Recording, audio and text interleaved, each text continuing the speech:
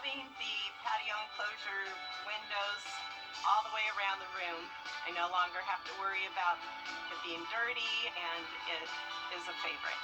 I love it. Closed captioning is brought to you by Huggins Peel.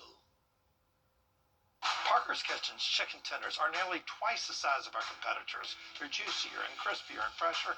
Better deal, period.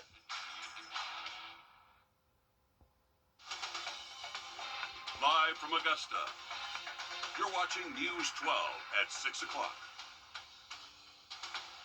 A student at Helms College stabbed and left for dead. Tonight, the search for a suspect is on.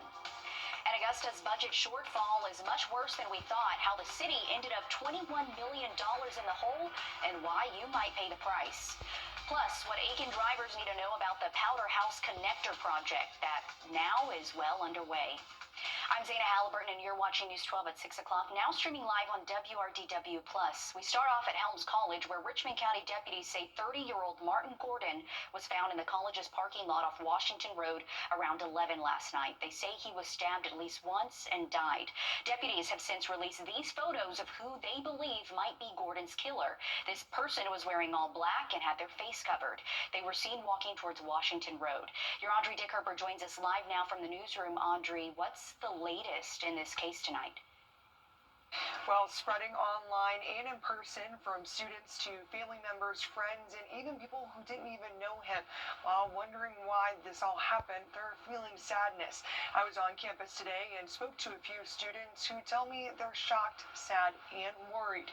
They also said safety protocols and guidelines were talked about today, but didn't originally know why until we spoke with them. But soon after, we were told that students and staff were not allowed to talk to us. As we worked to learn more exactly about what happened, here's what we do know.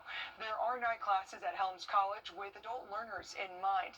And according to Helms College Campus Safety and Security Survey, this isn't common. From 2022 to 2024, there were no murders on campus, just one aggravated assault in 2024.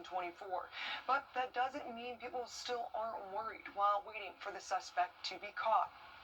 And Helms College released this statement to us today, saying, "We are heartbroken by this tragedy. Law enforcement is leading the investigation, and we are cooperating fully out of respect to the student's family. We will not share no further details at this time. Our focus right now is supporting our students, faculty, and staff. Counseling and emotional support services are available to anyone who needs them. And of course, we'll continue to keep you updated on air and online as we work to find out more." And really just a sad situation there. Audrey, thank you for that update. Again, we want to show you another look of this suspect. Authorities say to consider this person armed and dangerous. If you recognize who it might be, call the Richmond County Sheriff's Office. To weather now, where your First Alert Chief Meteorologist Riley Hill is live from the Weather Center. Riley, and you have good news for us. Great news, Zana. Beautiful fall-like in that full forecast in just a little bit.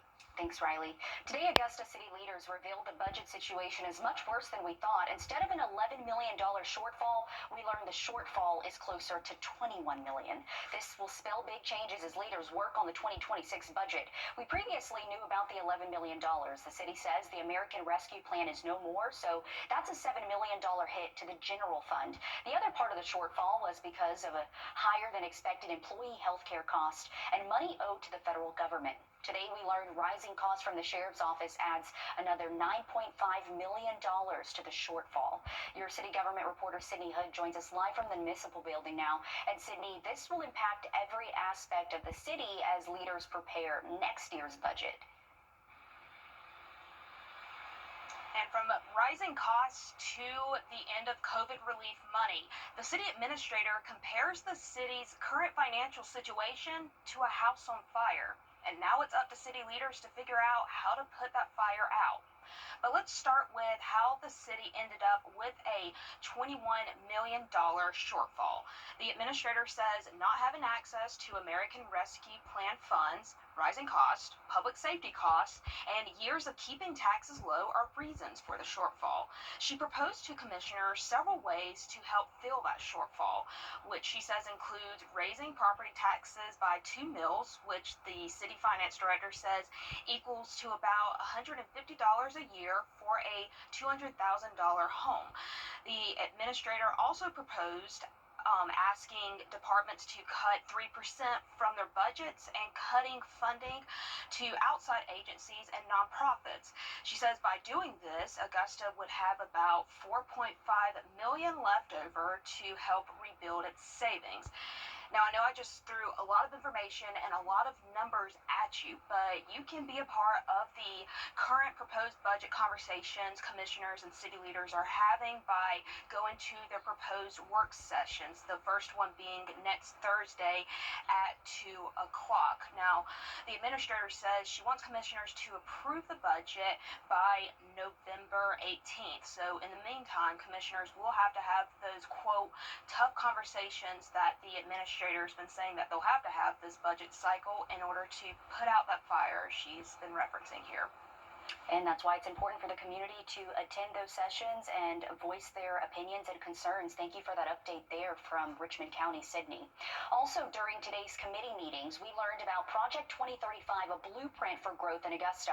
It was presented by Augusta Tomorrow, a group that leads the way for the city's future plans. Members include the mayor and city administrator, as well as prominent business owners. Key parts of the group's plan include attracting 8,000 new residents to the city over the next decade, as well as increasing the number of 2 to 3 bedroom units to attract families. Once these new residents move in, the project wants to keep them occupied. That means plans like making downtown amenities a 5-minute walk, combining Augusta's Riverwalk with North Augusta's Greenway, and other new ways to enhance Augusta's attractiveness to newcomers. City leaders will discuss this more during next Tuesday's commission meeting.